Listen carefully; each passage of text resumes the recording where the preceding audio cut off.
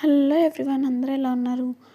So నాకైతే అప్పుడే ఎండబాబాయ్ entry ఇచ్చాడనిపిస్తుందండి. అవును బాబోయ్, బయటికెళ్తే చాలు ఎండబాబాయ్ ఒక ఆట ఆడేసుకుంటున్నాడనమాట మనతోని. అలా ఎండబాబాయ్‌తో ఆడుకొనొచ్చి ఇంట్లో ఉండే ఫ్రైస్, కర్రీస్‌తో తినాలి అంటే చాలా చిరాకుగా అనిపిస్తది కదా!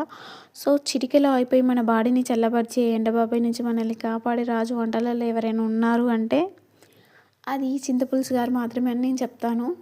ఎందుకక్క ఇంత వేల్యువేషన్ ఇస్తున్నావు చింతపులుసుకి కూడా అంటే ఖచ్చితంగా ఇవ్వాల్సిందే. ఎందుకంటే ఎండాకాలంలో ఎవరైనా మన ఇంటికొచ్చినా, మనం ఎవరింటికి వెళ్ళినా లేదా ఫంక్షన్‌లకి, పెళ్ళిళ్ళకి వెళ్ళినా ఫస్ట్ అడిగే పాయింట్ ఏమైనా ఉంది అంటే చారుందా? చారుంటే వస్తాం. చారు పెడుతున్నారా కూరలల్లో అనేసి అడుగుతారనమాట. ఎంత మటన్ తిన్నా, ఎంత చికెన్ తిన్నా చారుతోనే కంప్లీట్ చేస్తారు ఎండాకాలం మొత్తం. పిల్లలు కూడా చాలా ఇష్టంగా తింటారు అండ్ అలాగే కొంచెం ఎక్కువ కూడా తింటారు చారుతో.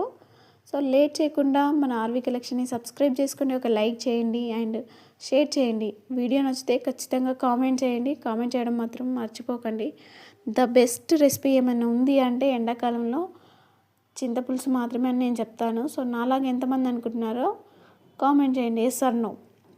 అవునా కదా, నాకైతే అనిపిస్తుంది మన ఆర్వి కలెక్షన్లో బట్టలతో పాటు బిజినెస్ టిప్స్తో పాటు ఇలాంటి లేటెస్ట్ అప్డేట్స్ కూడా వస్తాయండి.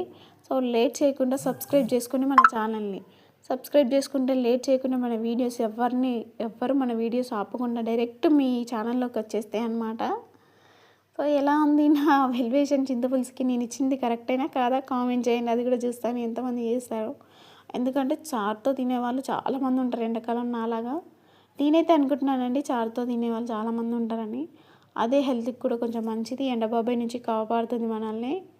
సో లేట్ చేయకుండా ఎండబాబాయ్‌తో ఫైట్ చేయకుండా ఇంటికి వచ్చి చింతపులుసుతో అన్నం